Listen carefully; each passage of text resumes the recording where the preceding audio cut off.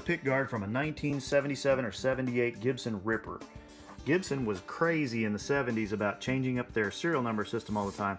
So often the only way that you can verify the actual year of manufacture of an instrument is through these potentiometer numbers.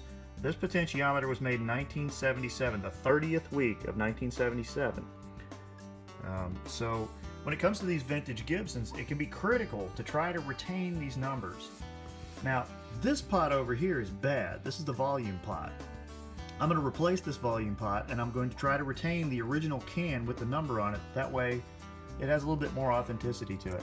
This is an actual Gibson replacement potentiometer, 300K short shaft potentiometer that Gibson used for a lot of 70s volume pots.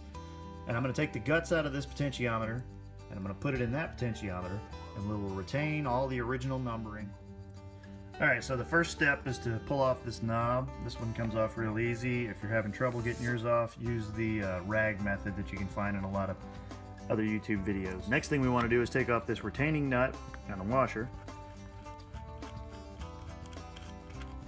You might need a little wrench to get that loose. They're often pretty tight. They should be, really. This one's loose. Alright, now let's get a look at the other side of this.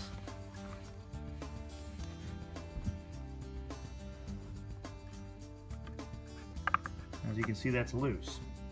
So what I want to do now, flip this around.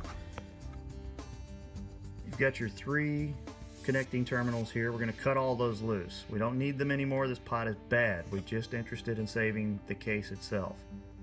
So let me cut those loose.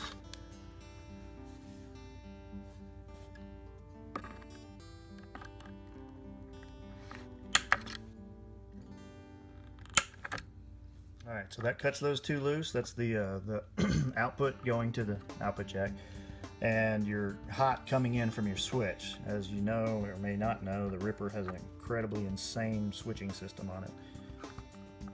So now we pull that up. Next thing I want to do is cut this ground terminal loose from the case. Alright, now that all those are cut loose, and you notice I'm trying to not disconnect any wiring that I don't have to. I'm going to go ahead and bend these 4 tabs back so that we can get to the guts of this potentiometer. You can even feel how wonky it feels. Alright, I've got 2 of them bent up, now I've got to bend the other 2 up. You basically just take, I can't do this one-handed, so you take a screwdriver, you kind of get the edge started on them, and once you got the edge started, you take your pliers and you just kind of straighten them out. Alright, once you've got all 4 of the tabs bent up, you can pull this piece out, and that is the guts. That's the working mechanism of this potentiometer. That right there is just a can. That's all it is.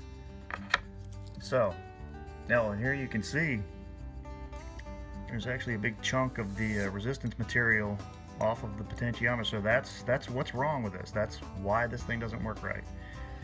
And we're going to take the guts out of this one, drop into that one, and it should go right back to working just like it should. Alright, so here I've bent the tabs up on the new pot, the Gibson factory replacement, and the can comes right off of it. There's the new guts. Really interesting to me that in 2017 I can buy a potentiometer and the guts that come out of it will drop straight into the can from a 1977 one. Now we just bend these tabs back down and it's done. Alright, so there we have it. The new guts are in the old can and the tabs are bent back down like they should be. We're going to reinstall this and then reconnect the wires, and we will have a brand new potentiometer, functionally anyway, but the appearance will be that it is completely original. As you can see.